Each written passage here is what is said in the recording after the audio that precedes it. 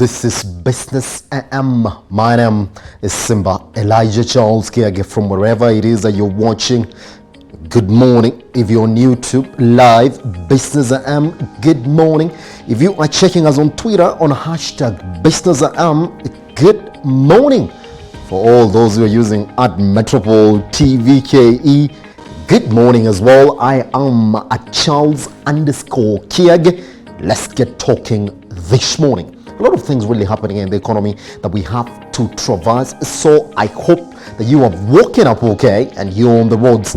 And if you're really wondering about which roads to take to the CBD, don't worry. Stephanie Waswa today will be coming into the studio. And somebody complained yesterday saying, but you only get to do the roads in Nairobi.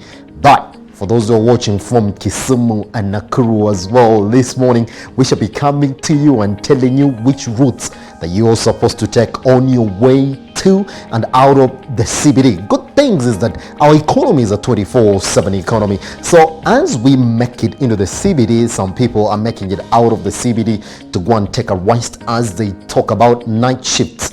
Talking about change in shifts, good morning nation. It is AM, it's not PM. All right, let's get started this morning. There are a lot of things that we have to look at. News now that the census that we have been so much accustomed to this time, it's going to be totally digital. Talk about real-time data transformation. And this morning, we're going to look at the developments in the Africa Free Trade Area. And I promise you tomorrow, we shall be bringing in our trade expert in terms of regional trade, who's really so much into China and US relations. So when it comes to regional matters or international matters, we shall be talking about how Kenya needs to reposition itself this morning. I'll also be joined by Abraham Mudhogo, the CEO Miradi Capital, and Enoch Monari, who we shall be seated together and talking about some of the things that you need to know this morning. Question, where are you watching us from? Are you on YouTube Live? Are you on Facebook at Metropole TVKE? Are you on hashtag Business AM? Or you want to talk to me directly? Let's talk at Metropole TVKE or at Charles_Kiage. What I do know is that we're ready this morning to get started. So let's break the ice with the news briefs this morning. Now, the forthcoming 2019 National Population Census, slated for August 24th, will be conducted electronically, marking a shift from a manual-based counting system. Now, the Kenya National Bureau of Statistics has said it will begin training enumerators from next Monday in preparation for the exercise. Victoria Munga gives us details on this story this morning. Kenyans will once again undergo a census exercise, only this time the usual handwritten data will be history. The Kenya National Bureau of Statistics has disclosed that Moi University and the Jomo Kenyatta University of Agriculture and Technology are assembling 64,700 data capture devices at the cost of 15,000 each that will be used in this year's census. We are going to use for the first time a paperless census, a digital census. And my colleague is going to present the program. So we have designed and developed the program for the census. We have tested this program. First, we tested it during the pilot in August. Then we also gone further and had two pre-tests. One was done in April and the other one was done in June. And we are very confident about our data capture program. KNBS Director General Zachary Mwangi says the paperless process will accelerate enumeration process since real-time data will be sent to the center server from the time the exercise kicks off. This year's national census becomes the first under the devolved government, with the latest census having been conducted in 2009.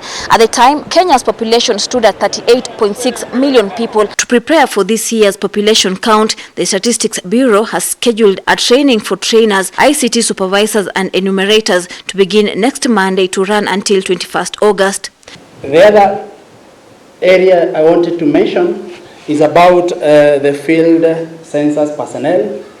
It is a very massive activity, include a lot of people who are engaged, census personnel, and we've categorized them into three categories, cadres.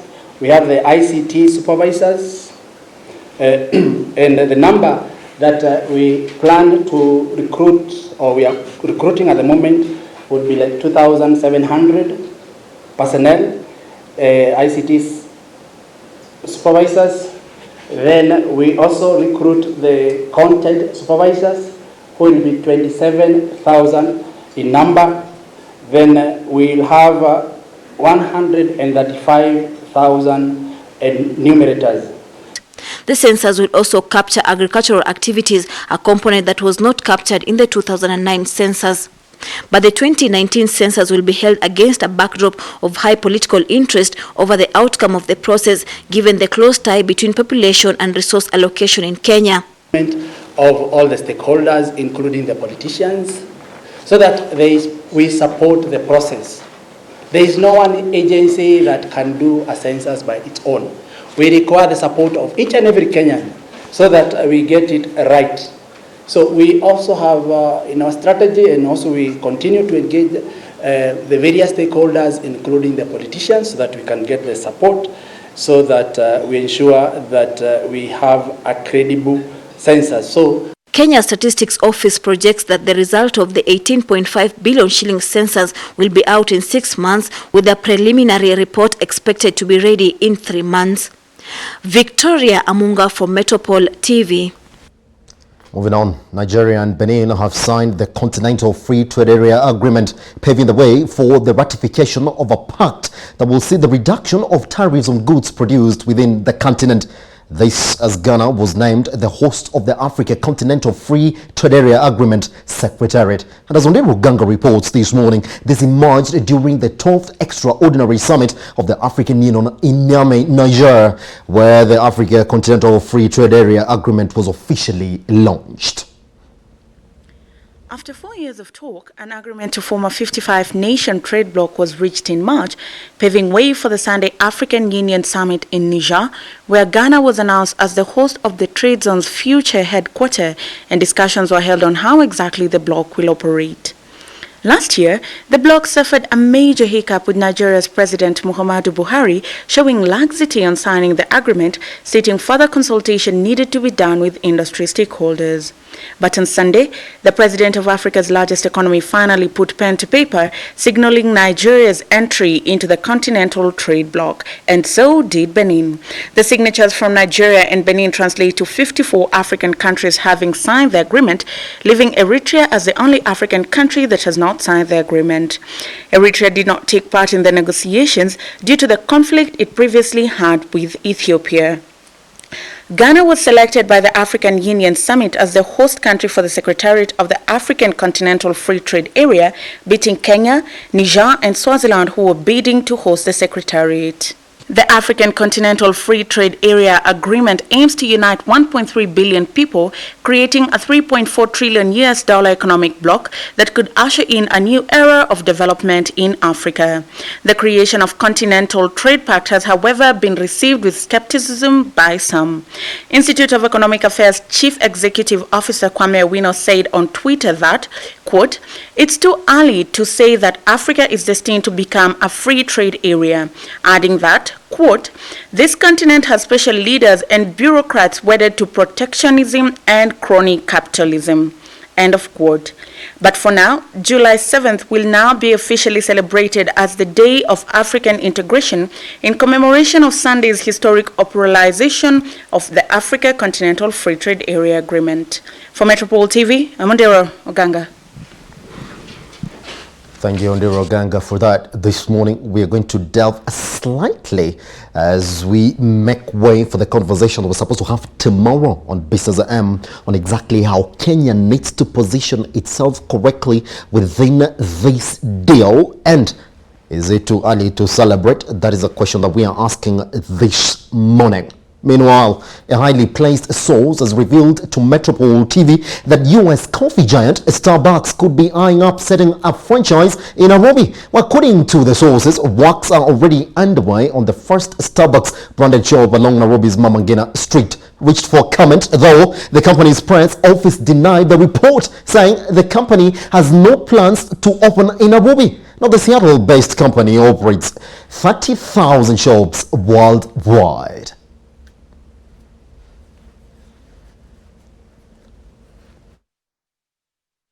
Another story that we shall be following here on Business AM as we await to see exactly what that means. Kenya's largest producer and exporter of pineapple products and fruit beverages, Del Monte, is set to launch a new packing facility by August this year.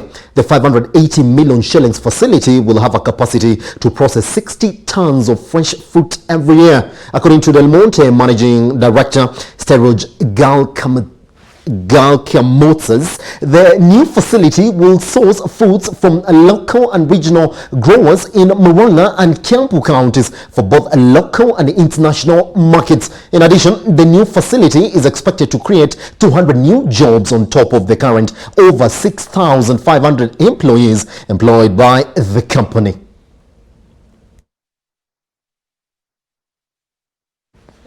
Naivas has become the largest retail chain in Kenya following the opening of its 53rd store in Ongata Rongai town. The new facility intends to tap into the burgeoning middle-class market in the suburban town located 20 kilometers south of Nairobi. According to Naivas Chief Executive Officer Willie Kimani, the outlet is expected to create additional jobs, bringing to 6,500 the number of people employed directly by Naivas and impacting at least 350,000 people indirectly.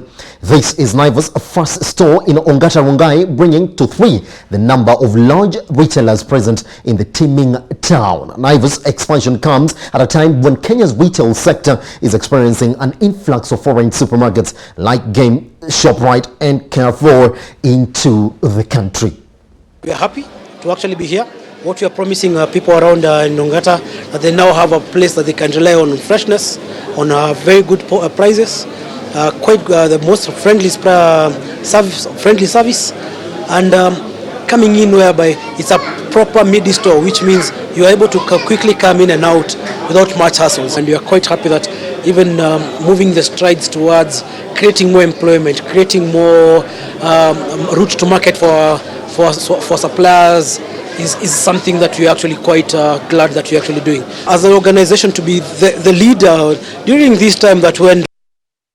Meanwhile, Tanzania's environment and tourism ministers were at loggerheads Sunday of a plan to put a cable car on Mount Kilimanjaro. Now, the scheme was announced in April by Tourism Minister Hamisi Kigangwala as a way of boosting visitor numbers to Africa's tallest mountain. Feasibility studies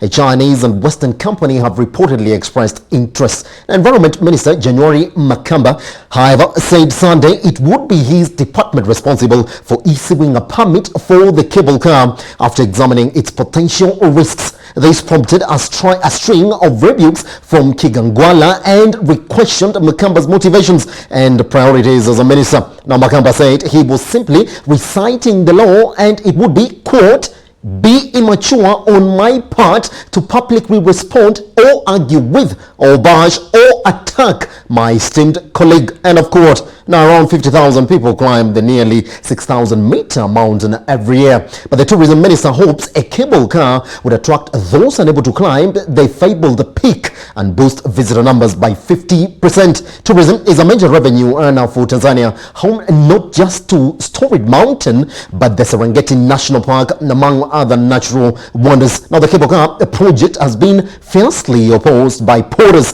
associations who fear it will destroy their livelihoods by providing another path to the roof of Africa.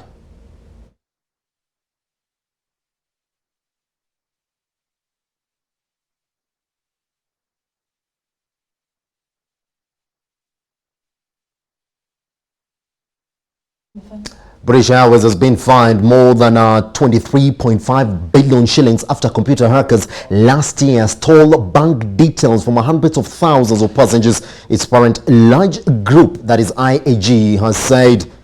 In a statement, IAG said the UK Information Commissioner's Office intends to issue the airline with a penalty notice under the UK Data Protection Act totaling to 183.39 million euros, the equivalent of 23.5 billion Kenya shillings. Now, the fine is equivalent to 1.5% of British Airways turnover in 2017, IAG added. Now, IAG Chief Executive Willie Walsh says it will consider appealing the fine as it seeks, quote, to take all appropriate steps to defend the airline's position vigorously. And of course, now BA's CEO Alex Cruz said the airline was surprised and disappointed by the punishment.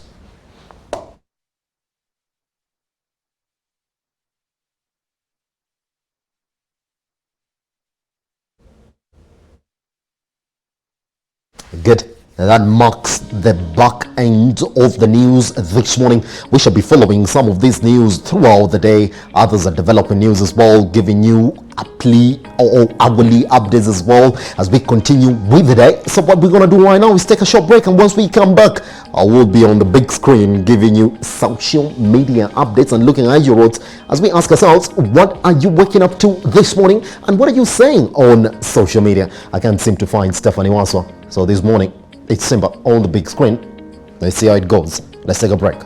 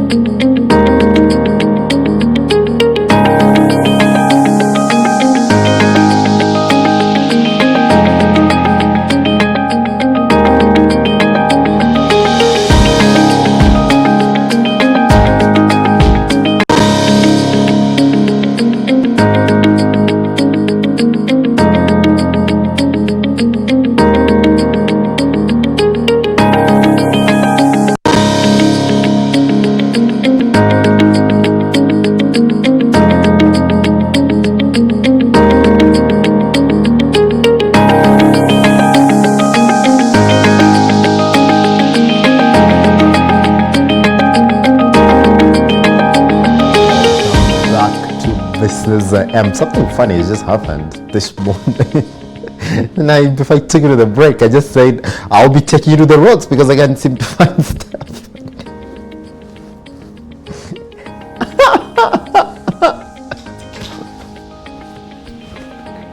Stephanie, you have a story to tell us this morning. Now, it's very interesting. Please just share. Because just before we went to the break, we said we can't seem to find you. And we thought something was going on and we were trying to confirm. So only that guys were very busy, they didn't have time to call you so that they could confirm what was going on. We're actually a bit worried because you're not that kind of a person to know just Okay.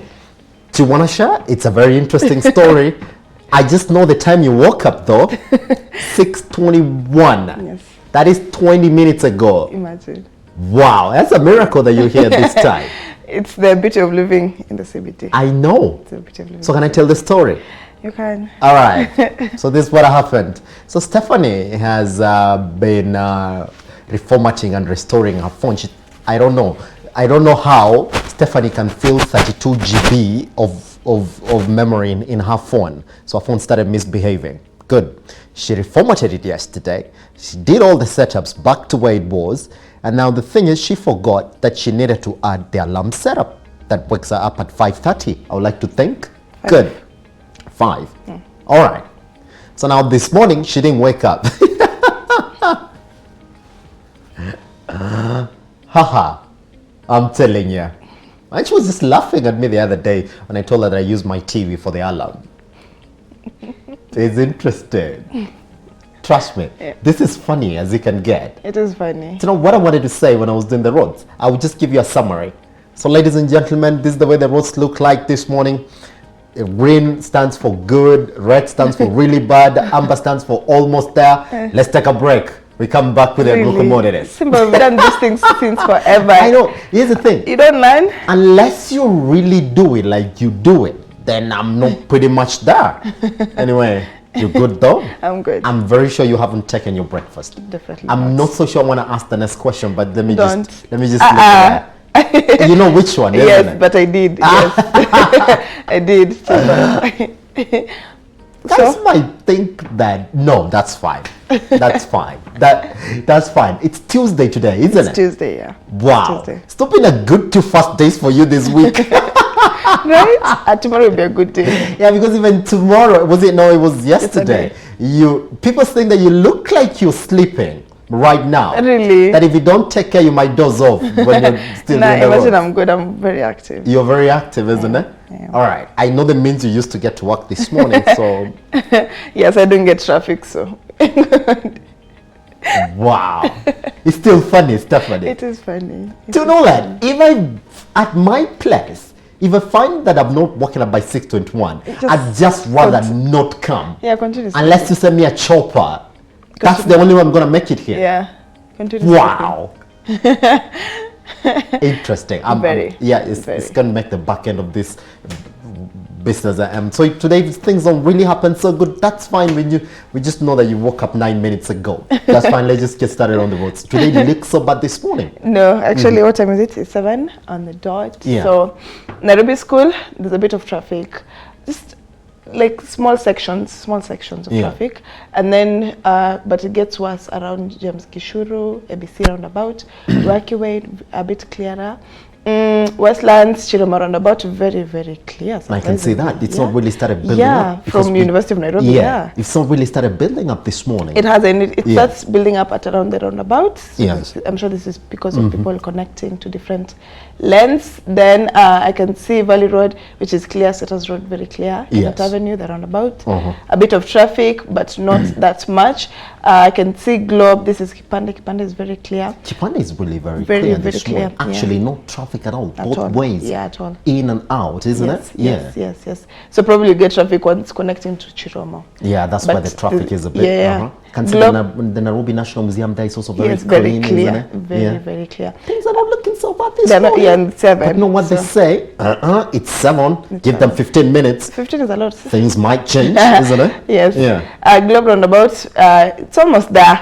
Yeah, it's yellow. it's almost there. It's, Yeah, you know, we yeah, can it work with does- that. you We can can work work with with that, that.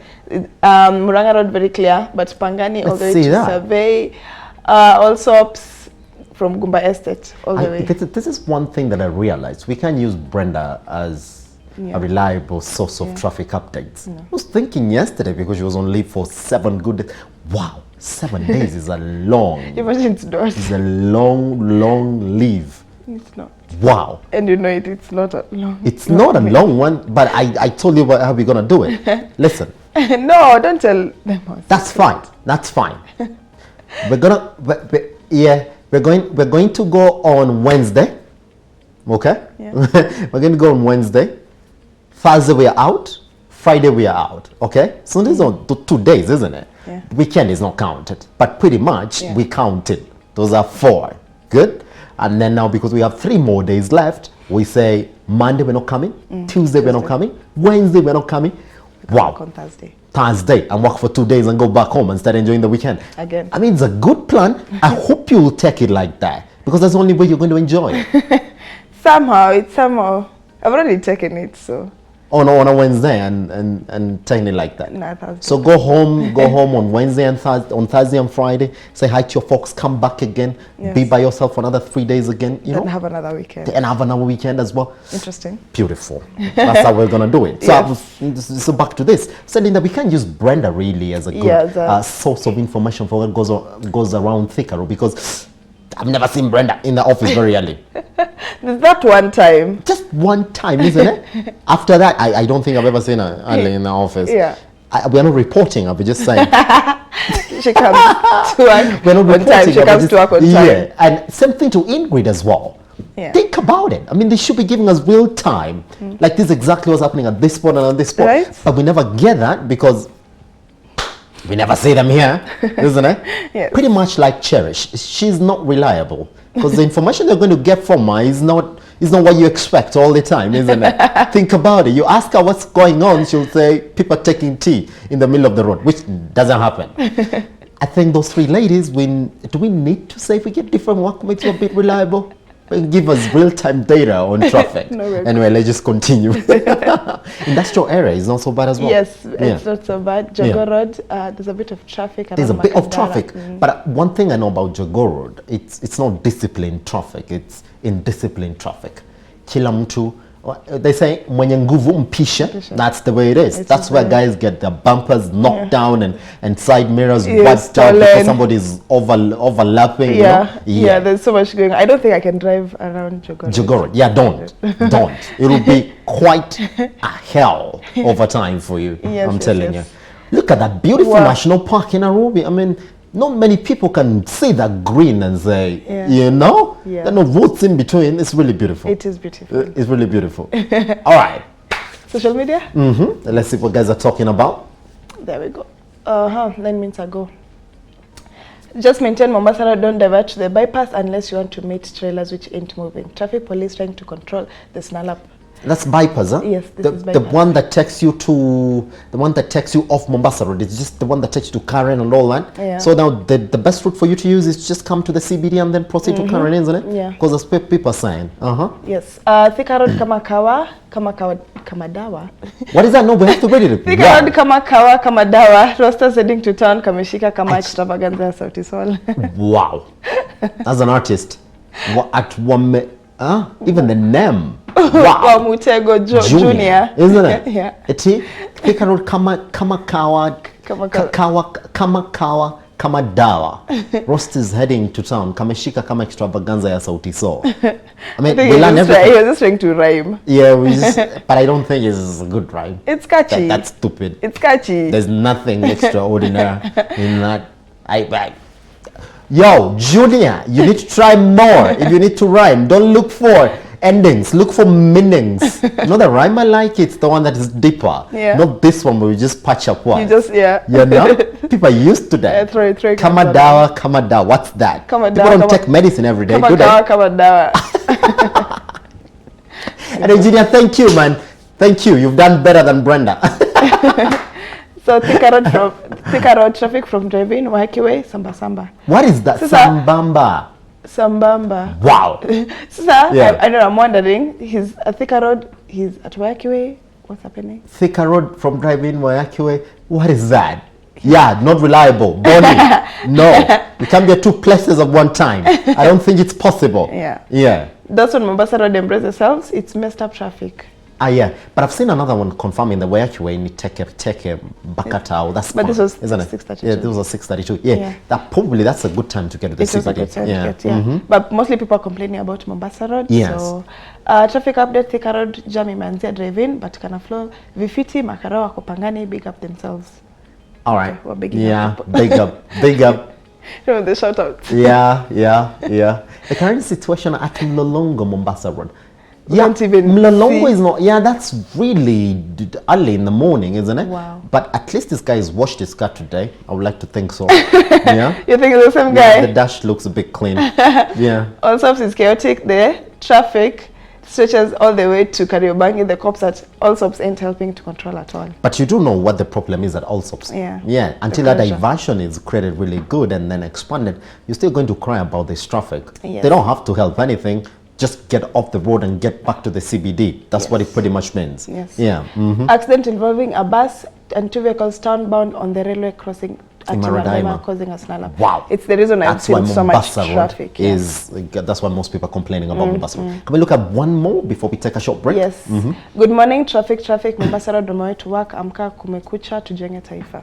That's fine. Yes. Yeah, Mombasa Road is not really that good. You know what I would have said if Stephanie didn't walk in? If you're on Mombasa Road and you're trying to get yourself into the CBD, don't.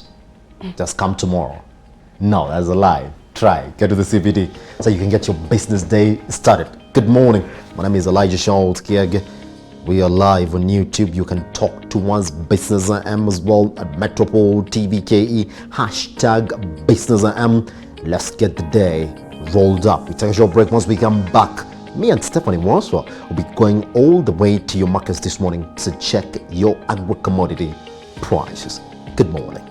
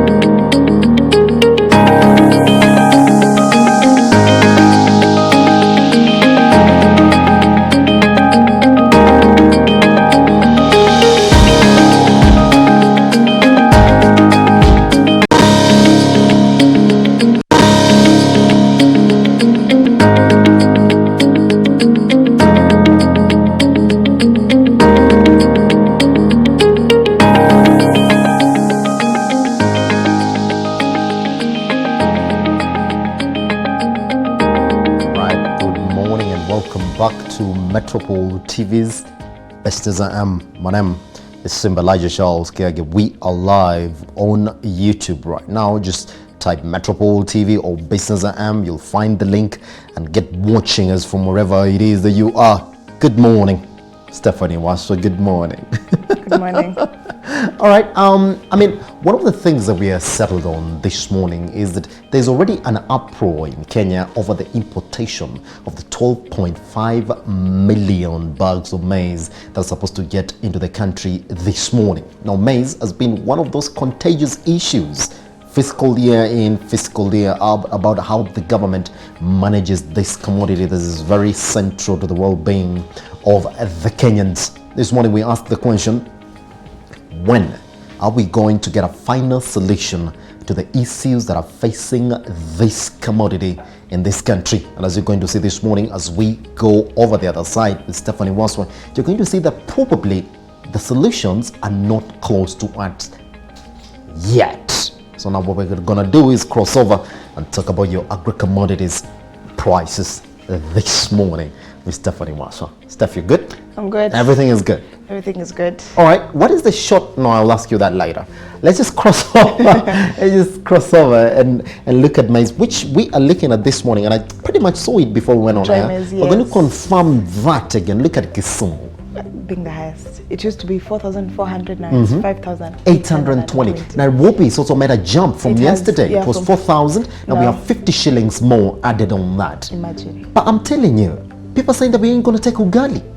Because look at that. Yeah. You know, selling and buying maize in this country is becoming Quite something expensive. really that is out of Yeah. our care. It needs to be a basic need, but It's a here, basic need, but look at it. It's becoming really something. This market remains the same, isn't it? No. It's- I actually have two markets starting this morning, isn't it? Yes, we do. That is Nairobi and Mombasa, Mombasa. and you're pretty much buying again from Eldoret, Eldoret. yes. But I'm telling you, Stephanie, though, it's for me. It gets me worried.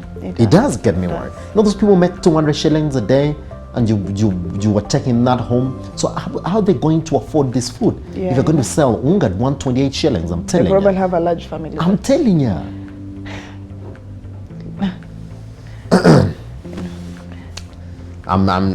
You know, it Yeah, gets me yeah, inside. yeah. No, but I'm does. telling, because I have friends who make 2,000 shillings, sorry, 200 shillings, and people make 200 shillings a day, and you're going to sell them 128 shillings, 130 shillings. How are they going to feed their families? Yeah. Anyway, let's talk about sorghum. Sorghum, yes. 3,600 from Mombasa. Okay, you're going to sell that actually in Nairobi, isn't it, for 7,200 shillings? More, that's double the Double, price, yeah. more actually double the price, isn't it? Yeah. This morning, you can also go to Eldoret and sell it at 5,400. Good price as well. Yes, good All right, price. let's just talk about Beans this Canadian, one. 7,000 shillings from Nakuru. All right, actually this morning we have Kisumu because we didn't have it yesterday. Yesterday, yeah. Now we do have it confirmed at 12,320. Wow. A lot. 5,320 shillings in terms of profit. When are we going to step out of the studio and actually sell some of Yeah, this? we need to commodity? act on this, Simba. We It's really- one bag, you're making 5,320 shillings. Imagine.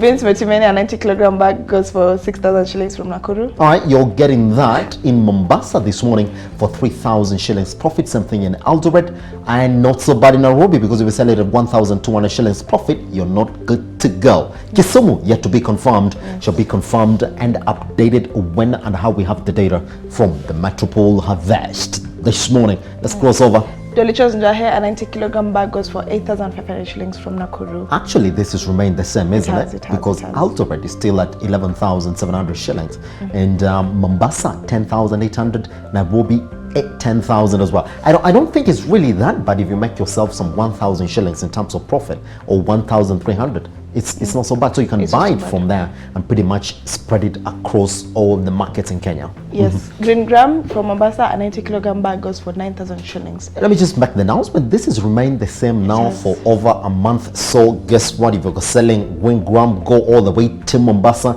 and then spread it across all the markets in the country because you're pretty much sure of more than 1,000 shillings in terms of profit. Good money. Good money. Yes. All right. Cowpeas, a 90 kilogram bag goes for 5,400 shillings from Mombasa. And you're selling that in Kisumu this morning at 10,000 shillings. Good money. Wow. 4,600 shillings in terms of profit. You can also take it to Nakuru and make yourself 3,600 shillings in terms of profit. You can also take it to Eldoret, make yourself 1,800 shillings in terms of profit. I'm telling you, not so bad, isn't it? Yeah, not This so bad. market is not so bad as well. It's not so Actually, the bad. first few commodities, other than maize, Yeah. have been really good, isn't it? Yeah, and constant. Fresh peas, a 51 kilogram bag goes for 3,000 shillings from Kisumu. And you're going to sell that in Mombasa for 1,800 shillings in terms of profit. Nakuru, not so bad, because Yeah. you're supposed to make yourself 1,500 shillings in terms of profit. Other than that, Nairobi also 1080 shillings, not so bad as well. I think those are the places that you can actually make yourself some good money Yes. this morning. Yes. Groundnuts from Nakuru goes for 9,350 shillings. Steph, what do we call groundnuts in Swahili? Njogu. It's in Jugu. Okay. It's They're saying in Jugu. All right, Mombasa 12,000 shillings. Actually, Nairobi 12,500 shillings as well. That's good money that you can make yourself from that. What do you call peanut in Kiswahili? I don't know. No, I can't be Njugu za kusiaga. That is a sentence. Njugu za Yeah, that's a sentence. You know, Meo Mayai. That's also a It's not a sentence, sentence. isn't it? It's a- Yeah. Nakuru yet to be confirmed Yes. on red Irish potatoes, isn't it? Eldoret being the cheapest at 1,600 shillings. Pretty much, and it was like that as well. Yes, still yesterday. the- still the still same cheap, here, yes. not it? No much of a price change. Yeah. With Mombasa being the good market that you can take it to, if you get it from Eldoret, but Nairobi also not so bad, because you can make yourself some 1,000 shillings in terms of profit. I'm telling you, it's like saying bread in okay, if it's mkate in English, and then somebody says something you take with tea. Then that's a sentence when you No, put it in that's ex- Swahili. that's- That's explaining, you're isn't it? yeah, you're Yeah. Sweet potatoes. A 98 kilogram bag goes for 3,000 shillings from Kisumu. All right, and you're going to make 1,800 shillings in terms of profit if you take it to Eldoret this morning. Mombasa not so bad as well, because there's 6,000 shillings at stake right Double there. there. Not so bad as well, isn't it? Nairobi and Nakuru, 600, 500 shillings in terms of profit. You don't mind that, then pretty much rush that. Let's talk about cabbages. Cabbages from Kisumu goes for 1,400 You know what shillings. somebody was telling me yesterday? It's actually a farmer for cabbages. He's telling me this year I don't expect them to do so much, because even the long rains didn't last for that It did, long. yeah. It did. 2019 not so good. I'm telling you, let's just For wait. agriculture, agriculture Because sector. because even actually our inflation right now is at 5.7%, which is actually pegged on high cost of these commodities that we're talking about, isn't it? Yeah. All right, Nakuru for cooking bananas, The medium bunch goes for 300 shillings. which is pretty much remained the same for this week as well, because we're talking about 900 shillings in terms of profit, and it's actually good for the other markets as well, with Nairobi and Mombasa tying at 500 shillings. Yes. All right, good. Red bananas, 14 kilogram medium bunch goes for 350 shillings from Kisumu. All right, and you're going to make yourself some 450 shillings in terms of profit if you take it to Eldoret, 400 shillings if you take it to Nakuru, some 200 shillings if you take it to Mombasa, and some 300 shillings if you take it to Nairobi. Not so bad, isn't it? Yeah, not Just so go bad. to Kisumu and then spread all this your ripe bananas across all the markets in Kenya. You're bound to make yourself some good money. Yes. Carrots, 138 kilogram bag goes for 2,700 shillings, Uh-huh. which is quite a difference. Which is quite a difference. Trust me, the only announcement that we actually allowed to make here is go to Kisumu, get yourself those carrots, and then take them to every market. I even in feel you Kenya. can divide your You 138 actually divide kilogram and then take it to Mombasa, take You it know, this Mombasa to, and all that, isn't it? 'Cause, Because the wow. price is really that good It in is Kisumu. good, yes. All right, tomatoes. Large box 64 kilogram It's bag changed. goes for It's 5,000 changed, shillings. isn't it? It's Nakuru, changed. yes. Because Nairobi yesterday it was at 7,000 shillings. Now we have 500 shillings more. Wow. The only place in Mombasa, you know what they say? Mombasa has got some hot climate, so tomatoes can actually perform better there as opposed to the other markets in the country, isn't Okay, it? yeah. I'm telling you, this is why inflation is now at 5.7%, because when you look at how you're buying your commodities, then they're a bit more expensive for the economy. Dry onions. Yeah, another concert market from Nairobi, 845 shillings. Pretty much take Yeah. them all the way to Eldoret and Kisumu as well, and Mombasa. Pretty much, yeah, we're getting them from Nairobi, then avoid that. If you're getting from Nakuru, then take them to Eldoret, isn't it? That's what Yes. it pretty much means Yes. for that price range. Spring onions. 142 kilogram bag goes for 1,200 shillings from Eldoret. All right, and you're going to get that in Mombasa and Nakuru as well, and Kisumu. Actually, get them from Eldoret, take them to every market in Kenya. You're bound to make Yeah. yourself some good money. Spring onions are the ones that don't make you tear. Yes. Okay, fine, not all onions. Okay, fine. No. That's it. They make samosa. You see the ones that you get in samosa? The ones that, yes. The bulb ones. Yes. They don't make you It's tear. just onions. No, those are normal onions. The other ones don't make you tear. I don't know. I like to Chilies? believe so. No, Yeah. I doubt. Chilies remain From the same. Kisumu, 1,500 shillings. That coming from an okay cook, I don't think you'll actually doubt. Take them to Nakuru, 4,000 shillings, isn't it? That's the I price really, that really we're talking doubt. about. Yeah. But No, those spring onions, the green one, they can no. long. No. Those are just onions. Spring onions. No. Those are leafy, whatever you're talking about is leafy onions. Who's saying? Green onions. Who's telling you these things? Aldred, They lied to you. 1,500 shillings, isn't it? Push it to Nakuru and sell it for 3,500 shillings. Brinjals. 1,100 shillings from Mombasa. Pretty much, and then push it to Nakuru, make yourself some good money. I've seen a rupees changed because now we're has. talking about 1,544 brinjals. Richie calls it Mewa Mayai. We're saying that's a sentence. I cannot be a name. Probably that's a name. It makes sense. No, it doesn't. It's a Makes sentence. sense. It's a sentence. It's an eggplant. Mewa Mayai, a plant that looks like an egg. Passion fruit, if you say it like that, it's wrong. It's wrong. Passion fruit, a 57 kilogram bag goes for 4,560 shillings. I can see 3 markets this morning. It actually was That's this right. yesterday or pretty much this week because we're having Nakuru, Mombasa, Nairobi at 6,000 shillings and Aldebert not so bad as well. So pretty much not a very good market this morning It is for a good you. You have market. so many options We where to do. push it to, isn't it? Yes, yes. Oranges, a 93 kilogram bag goes for 2,000 shillings. I can see a price change as well. Nairobi, 1,900 shillings. We're talking Ooh, about this I didn't morning, see it. isn't it? Yeah, I can Yeah, see it. like- All right, and then come to Nakuru, sell them for 5,500 shillings. You can double your price in know? Kisumu at 2,800 shillings. You can more than double your price in Eldoret at 3,500 shillings. I'm telling you, good money. Uh-huh. Lemons from Kisumu goes for 2,000 shillings. All right, you're going to sell that in Nairobi this morning at 3,500 shillings or come to Nakuru at 3,000 shillings. Mombasa, if you're going to get them from Mombasa, then you pretty much have to push them to Nairobi because that's where the price difference makes sense. Aldebert, not yet confirmed. We shall be updating it next. Yes, mangoes local. We have 2 markets, Nairobi and Mombasa, tying at 1,500 shillings. All right, and you're going to sell that at 2,500 shillings in Kisumu, Aldebert. You're going to sell a bit more price at 2,800 shillings. But guess what? It's not so bad because most of them are just ranging between 1,300 and 700 shillings and above. So not so bad. Push them to any market in Kenya. You're bound to make yourself some good money. Mangoes Ngoe, 25 kilogram small basket goes for 500 shillings in Nakuru. All right, you're going to more than double that Yeah. if you push it to any market. Yeah. But you think you're going to start in Nairobi and make yourself some good buck, take it to Mombasa, take it to Aldebert as well, take it to Kisumu. Yeah. You're bound to make yourself some good money. Pretty money, I'm telling you. Yes. Okay. Sometimes, one of these fine days I actually just walk out. You keep saying that. good but inspiration. Nothing happens. Yeah, are And you saying that? What if I actually do it one of these fine days and start I'll wait trading? and see. I'll wait and see. All right, you better. Pineapples, a dozen of 13 kilogram bag goes for 600 shillings. We're going to sell that in Eldoret at 1,170. This is one of the most constant markets we've ever seen here on Metropol's commodity price. Pineapples, they don't change. They never change. They don't change. Popo. Popo, yes. 1,500 shillings. I thought you actually I said saw that. Okay. Nairobi, 4,320 shillings. Nakuru, 3,500 shillings. Actually, not so bad. Eldoret also not so bad at 2,160 shillings this morning. Popo as well. It's a really good market.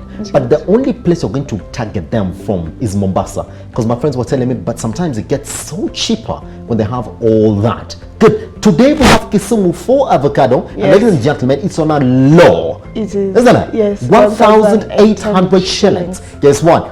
Buy them from there, spread them to any market in the country.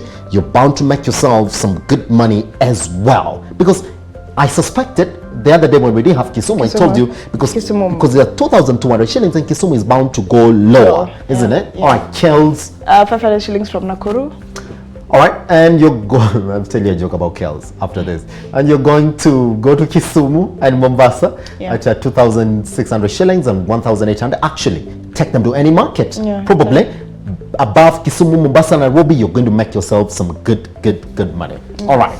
Eggs, still Mombasa being the Still the highest. same, isn't it? Yeah, The lowest 320 market is at 280 shillings and the highest market is at 320 shillings. So you do know. So I was telling you about a joke about kills. All right. So now they say how you get more kills from a mama mboga in town. It's like this. You don't. Steph, I'm looking at you trying to Yeah. take us back to where we're supposed to be, but you can't do that. All right, good. So now they say, how you supposed to get mboga from a mboga? Don't go in and pretend that you know a lot of English and Swahili. Go in and say, mama nieke sukuma ya mbao. But if you go in and say, ma'am, hebu nisaidie na greens za 20 bob, you're going to get the list. People say greens are 20 bob. Wow. That's how guys know that they don't know in Yeah. Swahili. Utajui. Yeah. It's like they look at you like this and you don't know exactly what you want. So, Like, mom, can you help me with greens for 20 bob? Chubu nisaidie na sukuma ya mbao. wewe anajua. And then you add uniongezee vizuri. Yeah. Wewe usinifinye. Step, when was the last time you bought sukuma? Just that day. Okay, cool. That's fine. Metropole Review is up next. Where do you have Metropole debrief hapa? I don't know. Looking.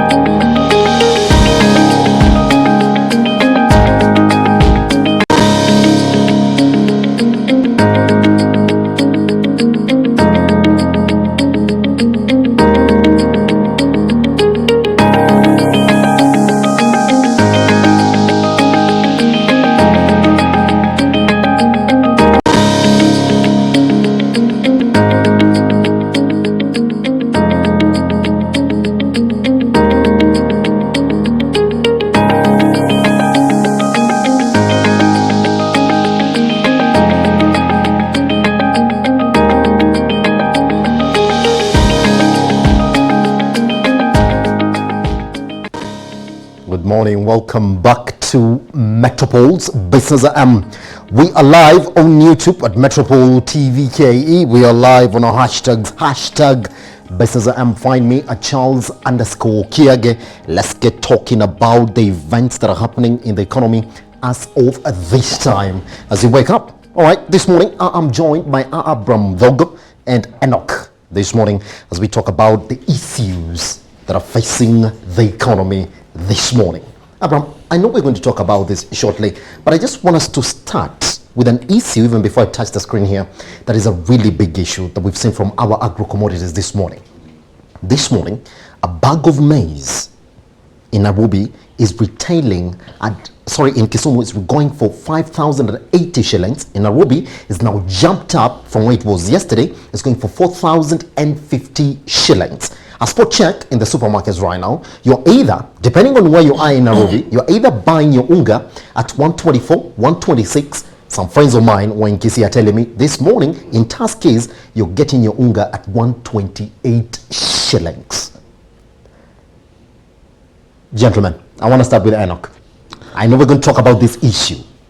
And I want us to go back to the budget reading 2019-2020. Let's talk about the big four agenda that the government is really riding on. Food security. You would think, therefore, Enoch, that for a cabinet secretary seated in office trying to help this country, that in the first 1 or 2 years or 3 years, this issue about maize in this country would be figured out. Then we saw the budget, the import duty, trying to help our millers, it was not waived. So even as we cry, the only way we can help ourselves is the government coming in and says, look, we need to import more to cushion the price. When in reality, we have millers who are closing shop in the country just because there's no maize, or because the issues around maize have not been figured out. And what's really going on? Thank you, Simba. And I think we touched on this last time I was here last week. And the truth is, we cannot address the issue of food security through the Big Four agenda. Yes. Because this is not something that just happens once. It is our prime responsibility as a country to ensure that every single Kenyan has a meal. And it's something that we should be doing every single day.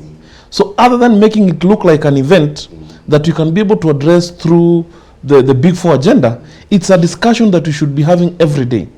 So when we end up where we were probably 2 or so years ago, when we ended up having price controls on maize flour, it's sad, considering that of course it's a staple of food for the Kenyans. Yes. Although of course we're trying to tell Kenyans, let's look elsewhere like we did last time. Yes. But the CS Agriculture and the CS Treasury, again, they have failed Kenyans because they must have foreseen this, that we don't have enough in the cereals board. Yes. That we've had issues of that are under investigation at the National Cereals Board.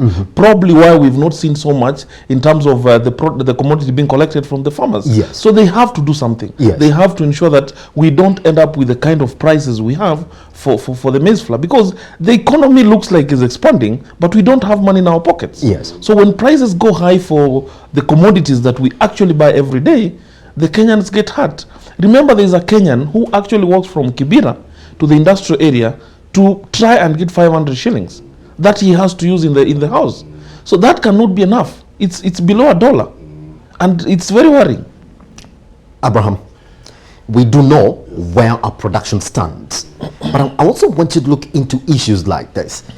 We have EAC, where it's actually within the government's mandate to look at our problems and say, I mean, if Tanzanians are buying it at a cheaper price, if Ugandans are buying it at a cheaper price, because it's actually known that in East Africa, it's only in Kenya where you're getting this commodity at the highest price possible.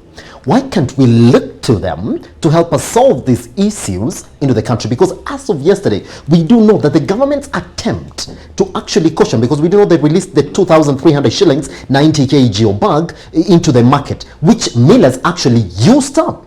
They lost 5 billion shillings. They cost the taxpayer 5 billion shillings because it's the same one that we used to produce this maize. Then why can't we task the government to say, look, we do have a problem from time to time around this commodity. Why can't we therefore say anybody who's trying to import maize into the country will get a tax waiver on it so that we solve these issues here? Because pretty much me and you know, our agriculture sector is neither here nor there when it comes to stability. You see, if you look at the amount of maize we produce Yes. in this country, it's enough. So we don't have a production problem. Yes. But the question is, one, we have an aggregation problem. Because how does that maize leave each of those farms to a central point? Now, for lack of options, the central point now is only a national serious activities board. Yes. That's one of the problems, because everybody is looking to one central point. So that means if you don't make it to central board, to the serious board, you don't make it at all. Don't forget the miller does not want to go through the agony of going to farm to pick their maize. So what am I saying? Our problem is a logistical problem. How the maize is moved from farm to central point to miller. And that's why you see, even if you look at the agro-commodity prices, the prices vary very, just within Kenya, the price variances are very high. So what am I saying? If the government needs now to address the issue of, one, wastage of what is produced in transit and in storage, because we are losing a lot of that money. Then secondly, I think we need to engage with our millers better. Because I do not think that we've reached a point where we need to import the maize. But Yes. we're importing the maize because it is convenient. Yes. Because at the end of the day, millers are businessmen and women. And they have to make profits Yes, within the but you economy. see, at whose cost? At the farmer who is sitting on maize right now in Yes. Kitale, and who doesn't know what, and is reading the newspaper and really cannot understand Why we're importing, isn't it? and he's Yes. got maize ready. Right? And Abraham says, look, that we need to solve some of the issues that we're talking about here, because it's not the first time actually that millers have come from time to time. And I would like to ask you this question. Millers the other time, when the government said that the Food Reserve Board said that we had 10 million bags, the millers actually came out and said, we don't think you do. Now, just a few weeks later, it came out clear that they only had a couple of bags. Was it 4 million bags? Yes. Oh, yes. That couldn't last us for that long. Yes. So it came out, yes, the government was lying to Kenyans at that time that they had 10 million bags because we're going for 12.5 million bags. So who's telling the truth here? Because are the millers, do we just give it to the millers to control our prices fully, as opposed to having a government here that is trying to play politics within an area that they're not actually giving us solutions? No, actually, we trust politicians too much. Yes. And politicians never they say the truth. Yes. So as he has said, the product is out there, but we don't know how to access it. So a delay of 2 or 3 days will actually make the product miss in the market. Yes. And the prices will go high because it's an issue of demand and supply. Yes. So we have to look really at how the Cereals Board operates and how they collect the product and the kind of information they disseminate to the public regarding the safety and the kind of numbers they have Yes. in the stores. Without that, we'll end up with the situation we have. And remember, we have so many businessmen who are holding this product. Yes. People are not actually millers. People are not actually farmers, Yes. but have found a way of getting the product, mopping it up from farms in Kitale and Trans Nzoia. They put it somewhere in a silo or a storage, and then wait for the situation that we currently have. Yes. So that they can be able to sell it at a higher price. Because Yes. the products that you're seeing that are being sold in Kisumu, they don't necessarily come from the Cereals Board. Yes. People are selling directly to wholesalers who are then now selling to the end product. Yes. And something else I wanted to say, we cannot open up our market for everyone to import maize. Remember, we have anti-dumping laws.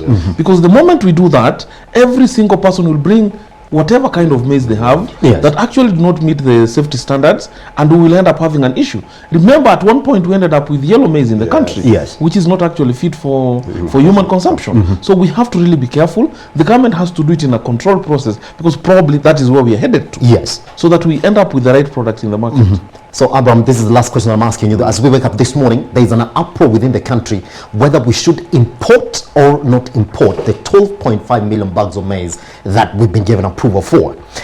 Is it time? Because this is a perennial issue, therefore. Is it time that we look back and say, maybe this one, Kinjuri, needs to be questioned? Because it's your mandate to make sure that this problem that Kenya is having from time to time, because we're talking about loss of bags in syrups, we're talking about loss of money from the government, we're talking about fights with millers and all that, unconsolidated reports. Is it time for us to say maybe we should step down and give it to somebody else and give this other person this mandate? Because if you look historically, if Yes. you look at this story, as Enoch is saying, the story is always the same. And it's a sequel. Maize starts disappearing. Maize is found to have aflatoxin. Yes. There's not enough maize. We need to import. It's a sequel. It's a sequel. Now, isn't it? where we are, Yes. you asked me a question whether we should. Actually, it's not a question anymore. We will have to import it because it has been driven there. Yes. But what we need to accept, and you rightly say, is ask ourselves the question: why do we always find ourselves in this position? And we know for a fact that now again another 1 year we'll be again in this position. Like that, isn't it? So why are we planning? And don't forget, the government has a whole department or a division for strategic management of grain. So that's what I'm saying. Somebody somewhere is sleeping on the job. And you're sleeping on the job on a staple food that touches every Kenyan. So we really need to think fast and hard as to whether we want to continue this way. Because we are importing maize and there's maize in Kenya. Yes. But the only problem is that maize is where it cannot reach the miller in the time that he needs to make his money. Yes. All right, I just want us to cross over therefore and look at some of these issues that we're waking up to this morning. Now, common import rules to Taste Africa Free Trade Area. I just want us to mention, I just want us to sort of look at exactly where Kenya stands as of this. Now, some analysts are saying, look, this is an inevitable fortune for Africa. But let's therefore close our eyes on exactly what it is that we're getting. And I want to ask you, Abraham, this as we start this morning.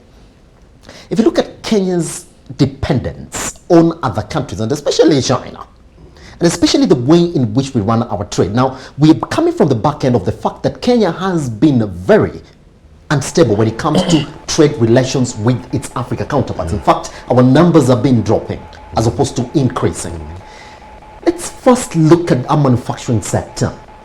Should Kenya be happy about this common free trade area, or should we therefore think, if we are going to go into it, then we should start talking about making our sectors better, to the point that yes, you have now this common free trade area, but how are you going to benefit from it? Who are you going to trade with if you're not really that sufficient?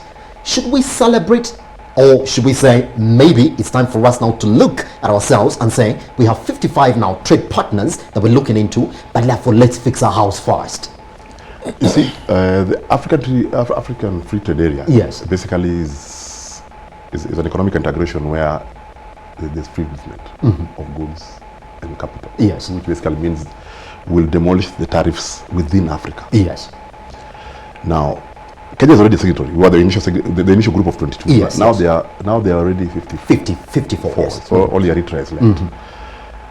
Now, this is a good thing, whichever way you look at it. Now, in terms of what you're saying about manufacturing or whatever other industry, what this will stop is everybody doing everything. Yes. And everybody will have to recede back to what they have competitive advantage of. If Kenya, for example, we have a competitive advantage of growing coffee and producing it and adding value to it, that's what we shall recede to. Even our agriculture, we probably don't need to grow all the crops we grow.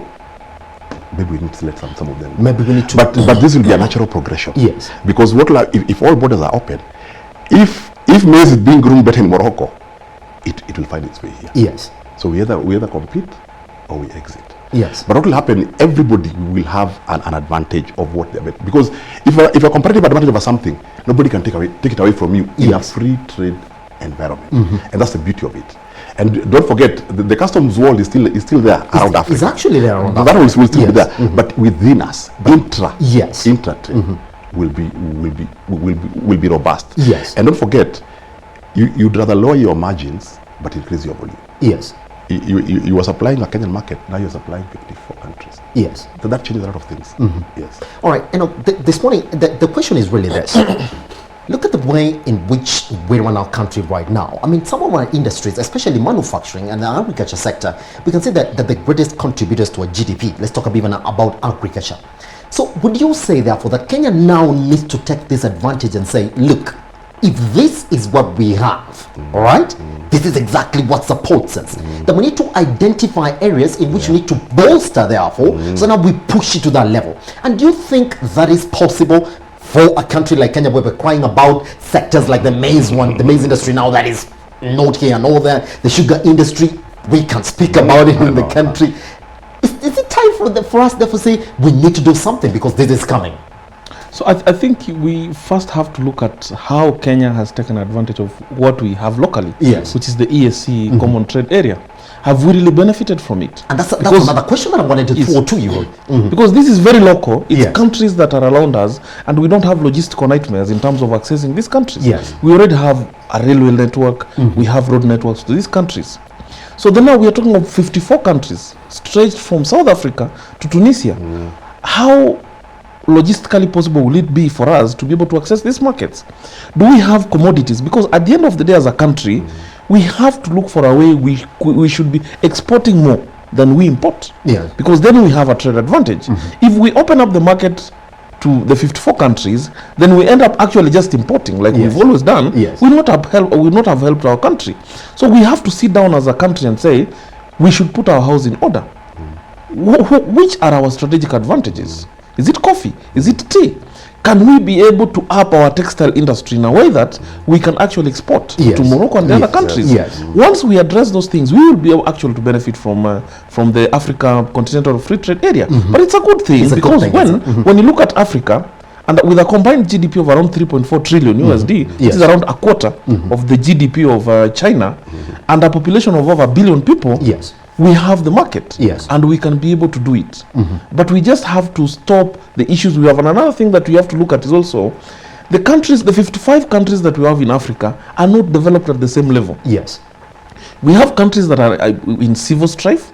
We have others that, like South Africa and Morocco and the other countries, that are actually well developed and can be able to quickly take advantage. Yes. So we have to look for a way that each country can be able to benefit in a way, without one being a dumping ground Yes. of commodities from the other country, and they end up actually exiting.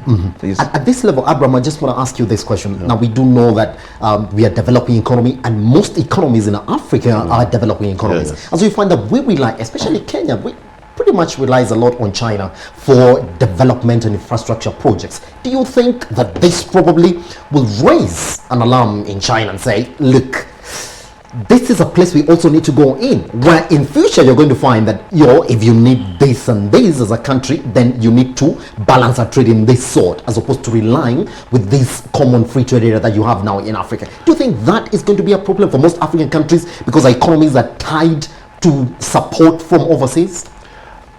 I think I foresee a situation where if we do that, we'll have literally locked Africa up. Yes. So the only way that those countries, the Europeans, the Americans, the Asians, the only way they can come in now is to come and produce from here. Yes. With a local touch. And that's where the Yes, problem is. yes. And that's what the problem is. Because if you look at countries like Southern Sudan and all that, they pretty much rely on China for their imports and their exports. They're in pretty much huge numbers. So when you look at that situation now, an example is that we have to cut down these imports and exports by half, because Southern Sudan can get it from somewhere else in Africa Yes, at yes. a reduced Yes, no, price. that's true. In terms of project support and actually supporting these economies, do you think that these big boys will have a problem with this? Yes, of course it will affect them. Yes. But for them, long term, if something is not going away, you have to find out if you're putting up with it. Yes. And for them, they would rather work with it, because I don't think this is going backwards. And this block is something that nobody wants. So I think what they will probably do is to come and produce from here with a local touch. Because it's like now, Africa, I don't think there's anything that you want to import from somewhere else. Yes. You cannot import from here. Yes. Within ourselves, including oil. So Africa is more or less self-sufficient, and that's why the people, and you can remember, Africa has been trying to come together for a very long time, and it's good that it has actually happened in our lifetime. Yes. So all the big boys are now also thinking how to position themselves, and don't forget, even if you look at the geopolitics, it's already being fought. There are people who don't want this to happen. So you are right. There are people who are not happy with this, but this is going to happen. So for them, if they want free advice, I think let them find a way of working with this reality, because it's not going away. Yes, and the last question on this, as we delve further into this, I just want you to place context therefore. Yes, it's going to happen. Do you foresee a scenario therefore where, because we are talking about relations and all that, our regional relations, we do know that some African countries actually don't get to see eye to eye. We already know that Eritrea and Ethiopia, the only reason that Eritrea is not signing up is because they're not they don't want to see each other with Ethiopia. Now, are you going to see a position therefore where now there's going to be another block within the block where we are friends with Kenya, so when we want to get this, we pretty have to go there? Is that going to be another challenge that we're going to happen in common import area? Common trade area. If you look at Africa and the setup, we Yes. have a set of French-speaking countries Yes. and English-speaking countries. Yes. And pretty much we've never really worked together. Those are two clear blocks. Yes. Away Yes. from the beef, of course, of neighboring countries. We have the same with Tanzania. So Yes. really, it's common. But it will go down to each country Yes. and how it wants to serve its people. Yes. So if you have a product that you can be able to, if Eritrea has a product that they can be able to export to Ethiopia, they should be able to do so because they're helping their country. So at the end of the day, once things are sorted out, people will have to find a way of working with each other. Yes. But two things I want to mention, and probably just to close on the topic. One is the issue of product and the origin of the product. We also don't want to end up in a situation whereby we know the scarcity of sugar in Kenya, so Morocco imports sugar from from Brazil, then exports the sugar to Kenya. Yes. You know? That we have to avoid. Yes. So if you're actually moving products within Africa, it has to be a product that you have manufactured. Yes. It cannot be a product that you've brought from outside the country at low prices. Then now you want to actually be able to pretend that you are the owner of the product. Yes. Another thing is the issue of currency. We have 55 countries with their own currencies. Yes. How are we going to trade? Some of these currencies have actually never traded openly in the market. Yes. We don't even know the Moroccan currency, the name of the Moroccan currency. Yes. Neither do we know the Tunisian currency. Yes. So those are the challenges. Yes. Do we end up in a situation whereby, and I know Muammar Gaddafi the late had envisioned this, where we end up with a common currency as Africa, like the European Union did? Probably that is the only way we can be able to move products easily Yes. without having issues of the currency. Yes. So Abram, just 15 seconds on this. So is it too early to celebrate? Is there a mountain to be climbed, or is this good to be optimistic on this? No. I think all gain said, I think let's go ahead. Yes. Yes. Let's go ahead. Let's do Let's this. pretty much figure. Yes, once as we we're go in. along. Yes. Let's do it. All right. I don't know how much fuss we're going to make over this, but Uhuru and Yes, Magufuli, yes, they are meeting. There is hope for mending ties. Which ties are these that we're mending with Tanzania? Is it the one for Jaguar? We have to go. Let's look at traditionally Yes. the issues that we've had between Kenya and Tanzania. Yes. And the attitude that Tanzania has had towards the East African countries, especially Kenya. Remember, Tanzania is a member of two blocks. Yes. The East African bloc Yes. and SADC. Yes. And we've mentioned here before. So when it suits them, they actually claim to be members of SADC. When they feel it again suits them, they claim that they're members of EAC. Yes. So as much as they're signatories to the common, the East African Common Protocol, Yes. they have behaved like they're actually not members. And those are the issues that we have. Yes. That traditionally there have been bitter wars between Kenya and Tanzania when it comes to movement of goods. Yes. Remember they took our cows sometimes. Yes. They burnt eggs sometimes. Yes. So they actually banned the movement of LPG gas Yes. to the country and so many other issues. And these issues are hurting relations between Kenya and Tanzania. Yes. And that's why we ended up in the situation we had with with Jaguar. Yes. So the visit of our president was a very good thing. That we realized that this is our neighboring country. And I was reading in the Bible from the book of Luke Yes. 10, chapter 29. Yes. Who is your neighbor? Remember? Yes. The parable of the Good Samaritan. Yes. Who is your neighbor? Is Tanzania really a good neighbor? That's the question. So once we can be able to settle that, Yes. then we can be able to easily have a good trade relations with Tanzania. With Tanzania. If that is actually not sorted out, we'll continue having the kind of beef that we've had, Yes. which is not helping both countries. Yes, Abram, they're saying that one of the areas that Uhuru Kenyatta is going to look into is personal agendas that are revolving around these two gentlemen. What personal agenda do you think Uhuru Kenyatta is going to push to Magufuli? Let's look at it in terms of military relations, in terms of trade and all that. What personal relations are we talking about here? You know, first and foremost, this visit was private. Yes, actually private. Yeah, and they said it. So Yes. there was no hiding. It was Yes, private. yes. And being private, then we will most probably not know most of what they spoke about. Yes. But as Enoch has said, I think for us as Kenyans, I think it's even that picture alone is a good thing. Yes. It starts bringing in the two leaders together, because once the leaders come back together, like they're holding hands. Yes. Then the communities are coming together, because we had really been polarized, and we are. And as Enoch has rightly said, these guys have two cards they play interchangeably: the EAC and the SADC. Yeah. So I think probably they must have spoken about most of these issues, and we hope that we'll start seeing different things apart from and stop seeing the drama we see at Namanga, where our vehicles have to drive to the border, yes, and then you transship, and then you they transship can cross over. yeah. So so some of these things, and where our people can't get jobs there. Yes. You know, they even, you remember, even there was a senior person who went there and didn't get a job. Yeah, the reports that our importers have been kicked out as well. So, yes. so for me, I think it's a good gesture. Yes. So let's hope there'll be follow through. Okay. Yeah. All right. With that note, I just want us to cross over to the next one, which I'm pretty much sure we've looked at now. This is quite something this morning, that our British Airways fined an incredible 23.5 billion, which is more than half of the airline, just for customer database getting stolen. And Enoch, I just want to ask you this morning, because there is something that is seated in Parliament right now, the Data Protection Bill, that every time we hope that they're going to do something about it, but nothing happens. Huduma number came, they mine data, but nothing happened. Yes. Nobody is mentioning that. Well, these guys are saying they're going to look at this punishment and they probably appeal it and all that. Do you think that this punishment at this age in time, we're talking about computer era age, is okay? And should Kenya therefore look at it and say, hey, that's a lesson, we pretty much need to push a data protection bill and make it something, because before some of these things happen? And I want you to come from the background that it has cost Kenya 23.9 billion shillings to manage issues like this. That's in 2018. When I read the article, and Yes. I was really impressed, because this is a country that is actually taking care of its citizens' data. Because the moment the data is stolen, there's so much that can be done with it. Yes. And you can see the kind of punishment that the British Airways received. Yes. Of course, it's actually only 1.5% of its revenue. Of its revenue. So Yes. it may not hurt them so much, but they Yes. plan to review. But when you look at now our Kenyan situation, technology is something new to us, because it's now taking root in our country.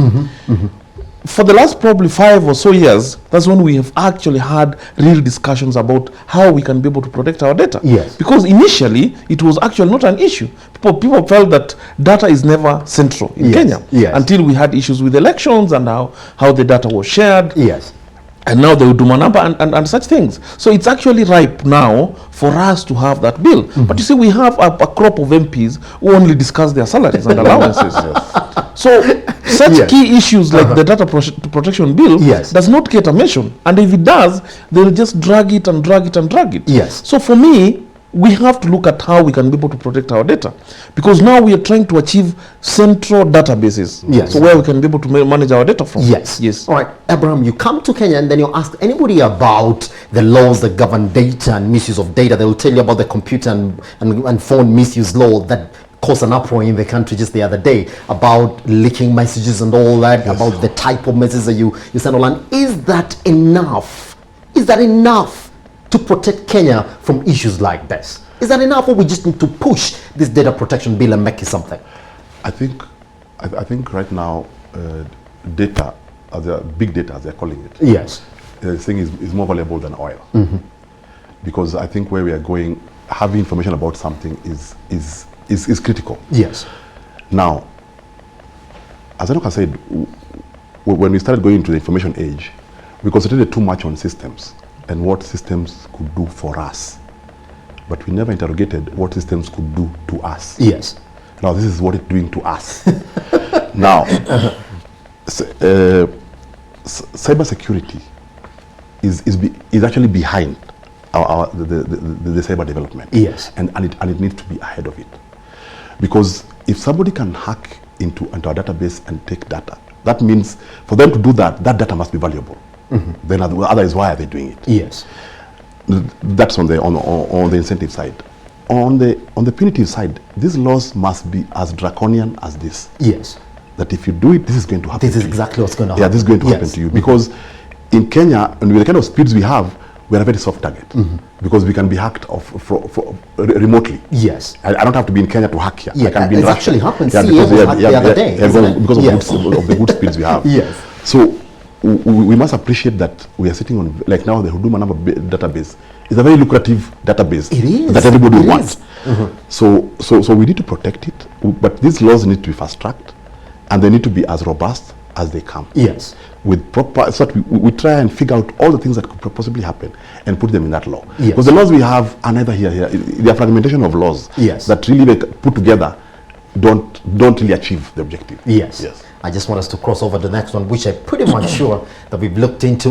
This one, the fury on imports of maize plan that we've talked about this morning. And I think we've really tackled on the areas in which that we wanted to settle the case this morning. The point is, Abraham thinks, whether we like it or not, the importation has to happen, because if you say no importation, then that means no maize, and that means no garlic, and you're crying more and more. That the pertinent issues, therefore, that we need to solve so that we don't get talking about this issue from time to time. Now, loitering in KRA offices to attract 5,000 shillings fine. And look, I just want to start with you, because I've spoken to you about this issue. Number one, you were very clear that even the ones that were arrested and also interdicted as the KRA employees, you like to think that that is an issue that would have been just be managed in-house. Yes, yes. Now, Matiang'i comes and says, look, because it's a very central point in our economy, and in terms of raising our tax revenue, if you just go to KRA to loiter and probably even visit a friend in the office, there are chances that you might get 5,000 shillings fine. A good move, a bad move. No, I want to talk as an entrepreneur whose daily interactions is with KRA. Yes. Because I run an audit firm. Yes. My office is right next to Times Tower, Yes. the Ajip House. Yes. So in a day, I make like 5 or 6 trips to the KRA. Yes. Because that is what I do. So today in the morning, I'm actually planning to write a letter Yes. to the Commissioner General to actually authorize me to access the building.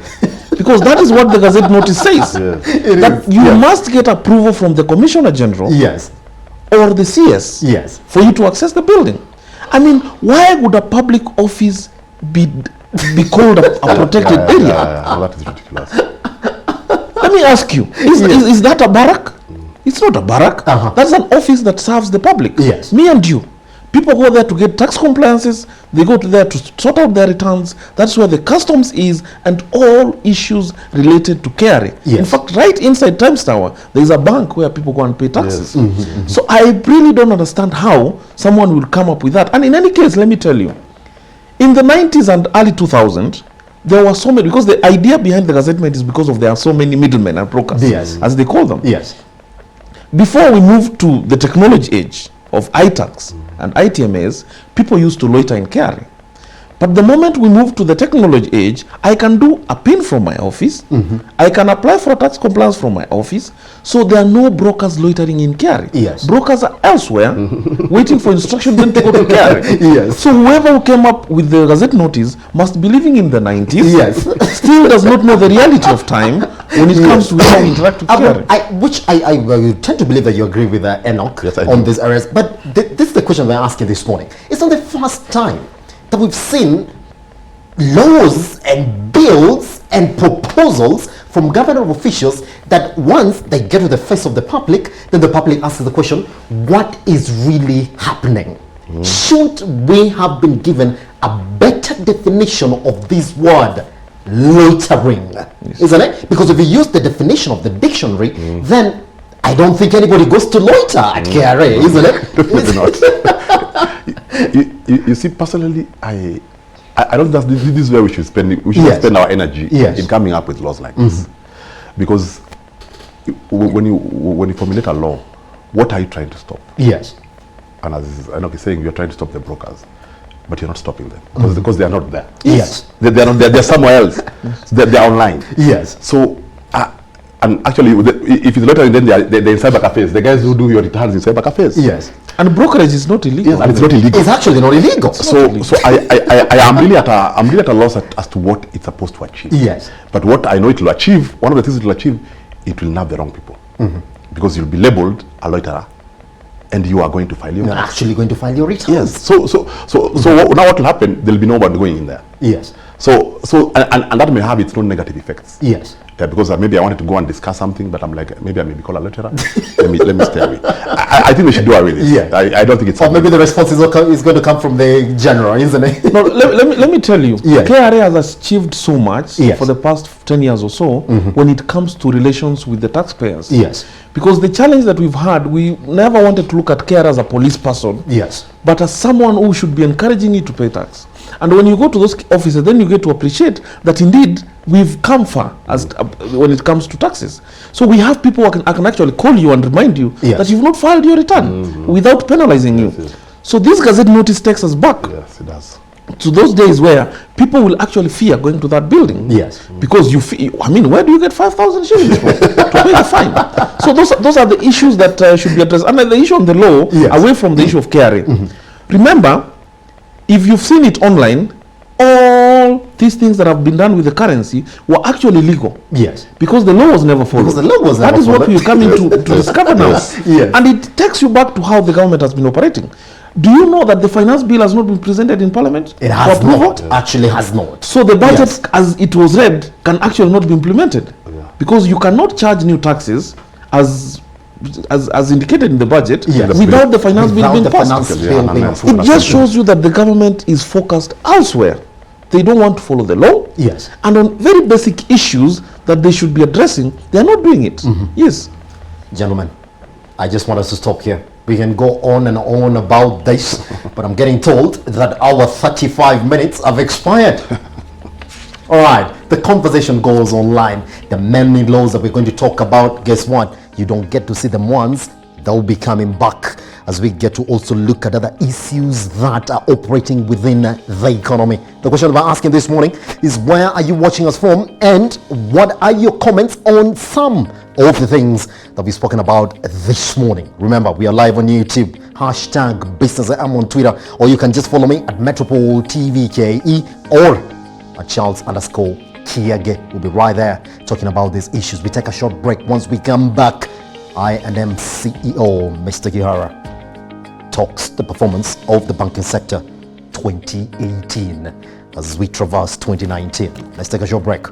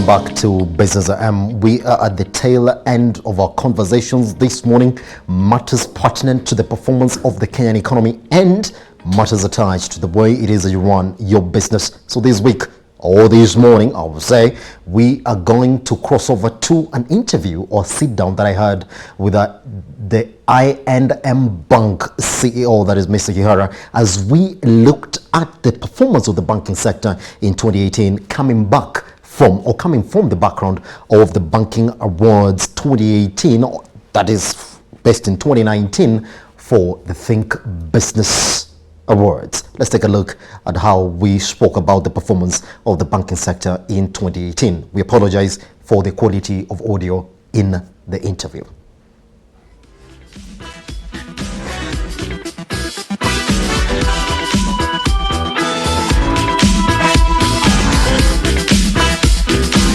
Mr. Kihara, thank you very much for joining us. Thank you, Simba. All right.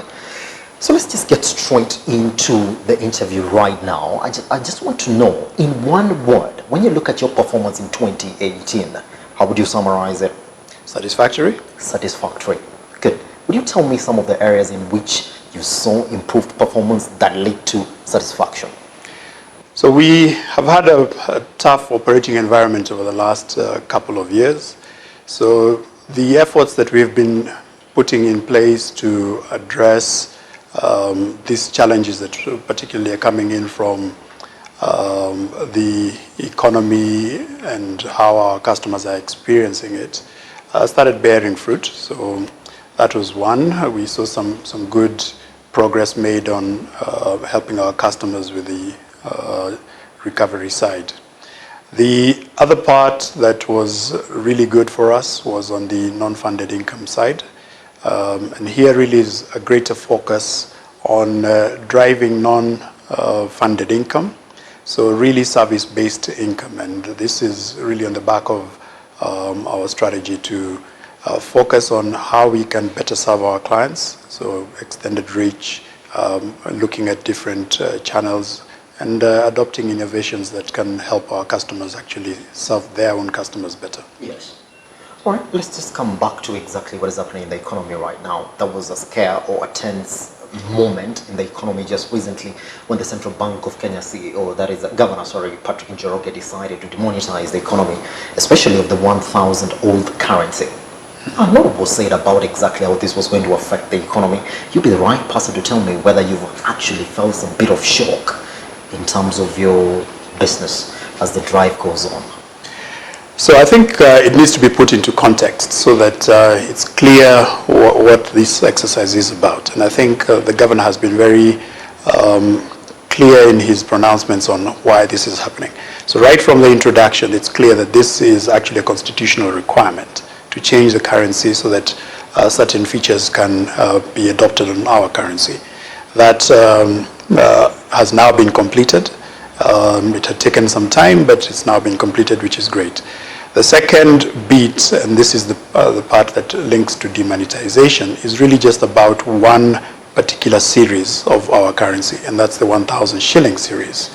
So we have had that around the region, our currency is used a lot, and the challenge was that it was also used for illegal activities. So by demonetizing the 1,000 series, it allows us to control the illegal use of our currency.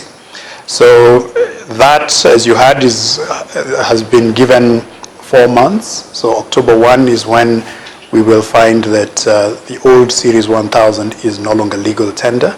The 1000 series that has been introduced, the new one, is then going to be the one that continues as our legal tender. So it's an important exercise for our public to understand. We also need to exercise patience because an undertaking of this kind requires people to also make sure that they're armed with information. Remember, the other series of currencies are still in use as legal tender, and the 1,000 shilling old series is still in use as legal tender through to the end of September. So we need to exercise patience as we find these new notes being introduced into the economy. Yes. So you will not really say that during this time when they've been exercising this drive for the demonetization of the 1,000 shilling currency, nothing has really happened, or do we wait and see? So it's still too early to say. I mean, we've only had a few weeks into it. There are still logistical issues that have to be dealt with. For example, all banks have to make sure they recalibrate their ATMs, their note counting machines. That takes a bit of time. They have to be done machine by machine. We have to make sure that all the currency centers across the country have enough currency to supply the branch networks of banks. You've got other machines that we have to also recalibrate. You know, nowadays you go into a mall, for example, you have to park, right, and pay for your parking. Even those machines have to be calibrated with the new currencies. So some patience needs to be exercised in that respect. But in terms of the intended goal as well from the demonetization, we are yet to see that. I think right now people are still understanding the rules that have been set. To be clear, any bank can actually exchange for members of the public up to certain limits, and the central bank then comes into play for limits above 1 million at the moment. So all of that needs to be understood, and I think people are first of all understanding that information. Then if they have money that they're holding, they know exactly where to go. 2010 was quite a year, especially for the banks in the country, because this is a time when SMEs in the country were crying of some sort of protests from the banks of lending to them. I'm talking about the capping on the interest rates. But when we were listening to Rotich this time around when he was reading the budget, he said that we really need to talk about financial inclusion and also talk about the other areas of the economy that we've not fixed, so that now this capping of interest rates can die a natural death. But we have some sections of the economy that are really fighting for the repealing of the interest on the caps, or the caps on the interest. Would you say that yes, the capping of interest affected your ability or your willingness to lend to SMEs in 2018? So I think we have had a very consistent position as the banking industry that the caps were never good for the economy, and we're going to constrain the growth of the economy. We still have to keep looking at the studies that are happening over time that will indicate what exactly the impact of the interest rate capping has been to date and will continue to impact upon us.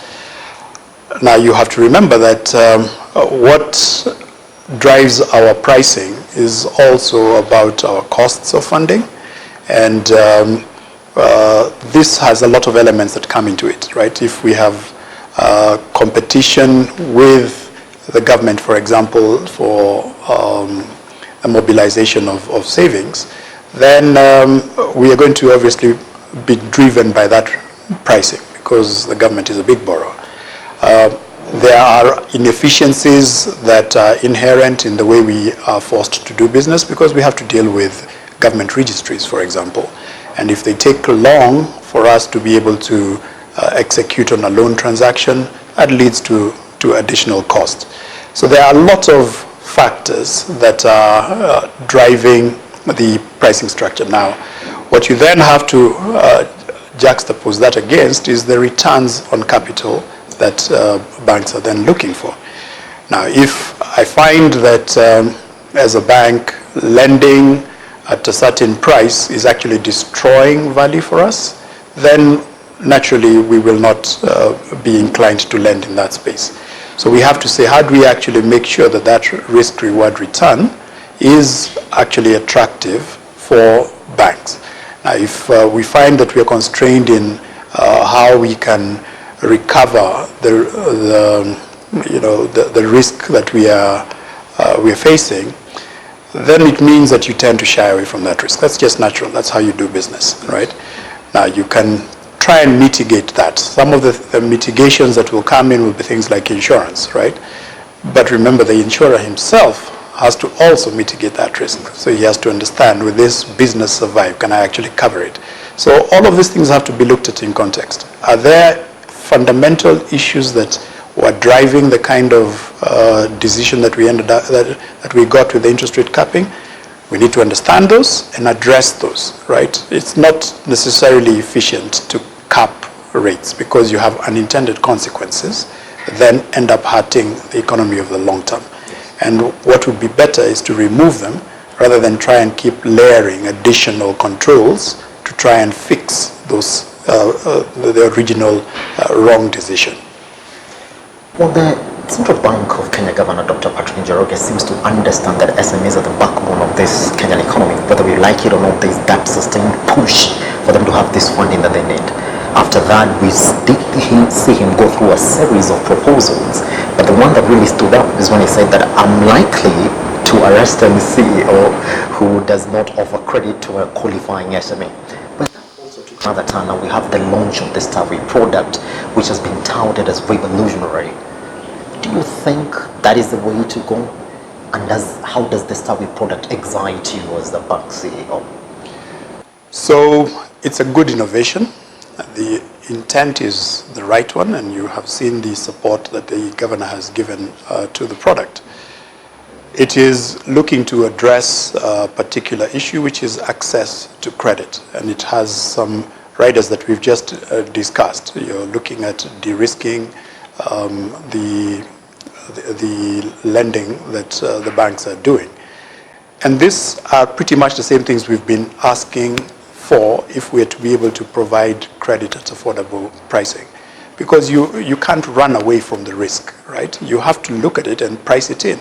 So what you have to do then is say, how am I mitigating that risk, right? Now, what we need therefore is sustainable models that we know are going to be driven by competition, right? Make sure we remove inefficiencies that are evident, and we then can see competition really come into play. Because yes, it is a significant part of our economy. It is, yes, a broad-based employer for our people. We need to enable it. It is really important that we enable it. We have to make sure that we're doing it without destroying value for the people who are taking the risk in this space. So freeing up pricing helps with that, right? Ultimately, competition will drive pricing lower. So when you look at exactly what the people are saying, that you don't need to talk about interest rates when it comes to lending or SMEs, that the risks will still remain, they're coming from the point that even when you look at us from 2016 to 2018, where we are nowadays, even the bad loans that banks have been extending to SMEs are still in record, even at the time when now the bank said, look, you need to assess further, therefore, if you're not going to be given the price leadership model, we'll have to decide who gets my money. What does that really say about the economy in the country? Is it that unstable to the point that even when you are crying of these rates, then still the loans that are bad in the economy are still there? Because as from, we still don't know that up to 2017, we still have 60 billion of bad loans being extended to SMEs, but they're still not performing. Yes, so there's a bit of cause and effects over there. And the fact that we have such high non-performing loans in the industry at present, you need to go back to when those loans were originated. And I'm sure that if you look through all of the different loans, they span quite a period. Some before interest rate capping came in, and some during that period. What you will have seen is a slowdown in the provision of credit to the private sector, and this even preceded interest rate capping, to be clear. But what then you see are the impacts of the interest rate capping now coming to the fore. Remember that you had people suddenly finding that where they were getting consumer credit, now they can't get it. So whatever it is that they were looking to consume also struggles, right? The producer who had products that they were looking to sell has to tone down on their production as well. And so that is one area you would need to look at. But I think there are other factors at play. I think it's well documented that for a couple of years now, and I think the president announced the other day that we need to now unlock outstanding bills to suppliers. This was also a major factor, right? When you have significant sums of money owed to customers who have borrowed to be able to supply to the government, then you're going to have challenges. So, and it has knock-on effects as well. So all of these things need to be addressed in concert, right?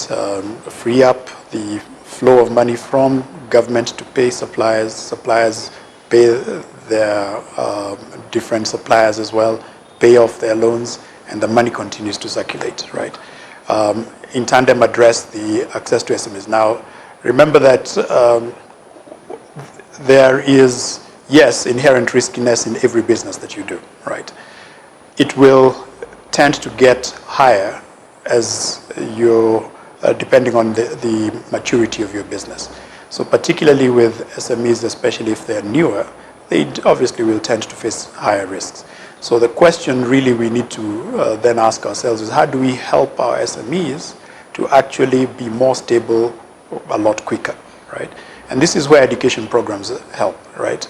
We don't want people confusing, their turnover for profit, right? So we need to say, okay, how do you keep books of accounts that then give you an indication of how you're doing as a business?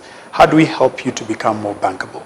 And the KBA, for example, then undertook an exercise to train SMEs, get them to be bank ready, right?